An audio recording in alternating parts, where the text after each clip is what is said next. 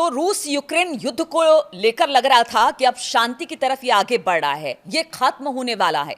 लेकिन कुछ ऐसा हुआ जिसके बाद लगता नहीं कि अब हालात पहले जैसे हैं या किसी तरह की कोई शांति वार्ता होगी। क्या अब ये पहले की तरह, जिस तरह से ट्रंप कह रहे थे कि रूस यूक्रेन युद्ध को खत्म किया जाए, यूरोपियन देश कह रहे थे, पुतिन भी इसके लिए तैयार हो गए थे, जेलेंस्की सारी जगह पर मुलाकात कर रहे थे, लेकिन कुछ ऐसा इस बीच हुआ है जिससे कि अब इस शांति वार्ता पर विराम लगता दिखाई दे रहा है। हम आपको बता दें कि पहली बार ऐसा हुआ है जब किसी पनडुब्बी को ड्रोन के जरिए तबाह किया गया। यूक्रेन की ओर से एक वीडियो जारी किया गया, इसमें दावा किया गया कि रूस की अत्याधुनिक किलो क्लास पनडुब्बी को अंडर वाटर ड्रोन हमले में तबाह कर दिया गया। और इतिहास में पहली बार हुआ है जब किसी अंडर वाटर ड्रोन से किसी पनडुब्बी को तबाह किया गया है।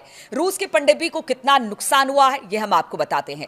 यह हमला रूस के नोवोरोस्क बंदरगाह पर किया गया, जहां पर रूस की कई रणनीतिक पनडुब्बियां तैनात थी। यूक्रेन की घरेलू सुरक्षा एजेंसी यानी SBU, जो कि सिक्योरिटी सर्विस ऑफ यूक्रेन है, उन्होंने सोमवार को बयान जारी कर कहा कि यह हमला सी बेबी नामक अंडर वाटर ड्रोन से किया गया और पनडुब्बी को इतना नुकसान पहुंचाया कि अब वो पूरी तरह से ऑपरेशन से बाहर हो चुकी है, यानी वो अब कभी पानी में नहीं उतरेगी। इस तरह का दावा यूक्रेन की तरफ से किया गया।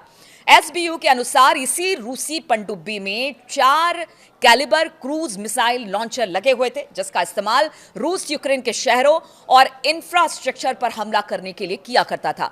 यूक्रेन का दावा है कि पनडुब्बी को क्रिटिकल डैमेज हुआ है और अब इसे दोबारा ऑपरेशनल बनाना बेहद मुश्किल रूस के लिए होगा। रूस की ओर से इस दावे पर फिलहाल कोई आधिकारिक प्रतिक्रिया अब तक नहीं आई है, लेकिन रूस के रुख को पहले जिस तरह से रहा है उससे देखकर तो ये नहीं लगता है कि रूस जो है वो शांत बैठने वाला है।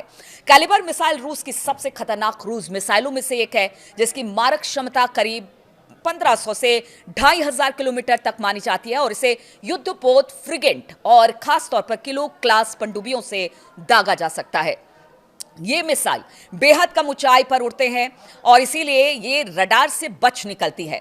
5 से 10 मीटर की सटीकता के साथ लक्ष्य को भेदती है। इससे पारंपरिक के साथ साथ न्यूक्लियर वॉरहेड लगाने की क्षमता भी मौजूद है और कुछ वेरिएंट अंतिम चरण में सुपरसोनिक रफ्तार पकड़ लेते हैं।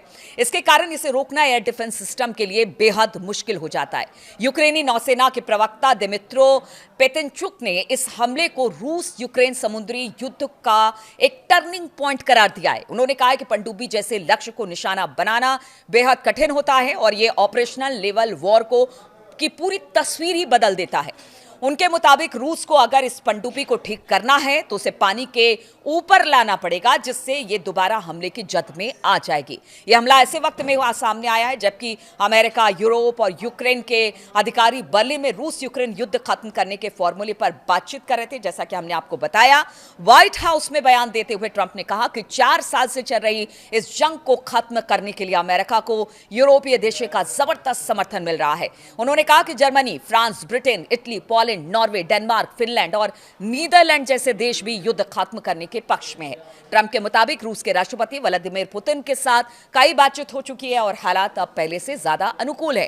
ट्रंप ने कहा कि हम बहुत सी जिंदगियां बचाना चाहते हैं। मुझे लगता है कि हम अब पहले से कहीं ज्यादा करीब है। हालांकि उन्होंने यह भी माना कि सबसे बड़ी चुनौती रूस और यूक्रेन को एक ही बात पर सहमत करना है, क्योंकि कई बार दोनों पक्ष आखिरी वक्त में अपने अपने रुख बदल देते हैं। तो अब आप इससे समझ जाइए कि अगर रूस की पनडुब्बी को निशाना बनाया गया है तो क्या रूस चुप रहेगा? क्या इस शांति वार्ता के आड़े यह हमला आ जाएगा? अब इस पर हमारी नजर बनी रहेगी।